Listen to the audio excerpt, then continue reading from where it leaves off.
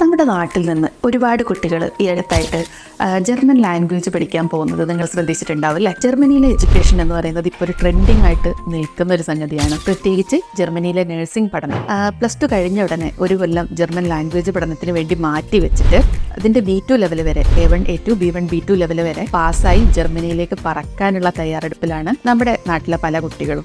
കുട്ടികൾ മാത്രമല്ല, ഇന്ത്യയിലെ നഴ്സുമാരായിട്ട് വർക്ക് ചെയ്യുന്ന ആളുകളും അവരുടെ ജോലിയൊക്കെ നിർത്തിവെച്ച് ജർമ്മൻ ലാംഗ്വേജ് പഠിച്ച് ജർമ്മനിയിലേക്ക് പോകുന്ന ഒരു ട്രെൻഡ് നിലവിലുണ്ട്. നഴ്സുമാരെ സംബന്ധിച്ചിടത്തോളം ഒരുപാട് സ്കോപ്പ് ഉണ്ട് എന്നുള്ളതാണ് ഇതിൻ്റെ ഒരു കാരണം. അതായത് അവിടുത്തെ ഹോസ്പിറ്റൽസ്, ഓൾഡ് ഏജ് ഹോംസിലൊക്കെ നഴ്സിംഗ് സ്റ്റാഫിൻ്റെ ഒരു ഷോർട്ടേജ് നിലവിലുള്ളത് കൊണ്ട് തന്നെ അവിടെ നഴ്സിംഗ് പഠിച്ചിറങ്ങുന്ന ഒരു കുട്ടിയെ സംബന്ധിച്ചിടത്തോളം അവിടെ ജോലി ലഭിക്കുക എന്നുള്ളത് ഒട്ടും പ്രയാസമുള്ള ഒരു കാര്യമല്ല. +2 കഴിഞ്ഞ് ഒരു കൊല്ലം ജർമ്മൻ ലാംഗ്വേജ് പഠനത്തിന് വേണ്ടി മാറ്റിവെക്കുന്ന ഒരു എക്സ്പെൻസ്, അതുപോലെ തന്നെ ട്രാവൽ ചെയ്ത് ആ രാജ്യത്തിലേക്ക് എത്താൻ വേണ്ട ഒരു എക്സ്പെൻസ് കഴിഞ്ഞു കഴിഞ്ഞാൽ അവിടെ പഠിക്കാൻ അവർക്ക് പ്രത്യേകിച്ച് എക്സ്പെൻസ് ഒന്നും തന്നെ വരുന്നില്ല. കൂടാതെ അവിടെ ഒരുപാട് പ്രാക്ടിക്കൽ അവേഴ്സ് കൂടുതലാണ്.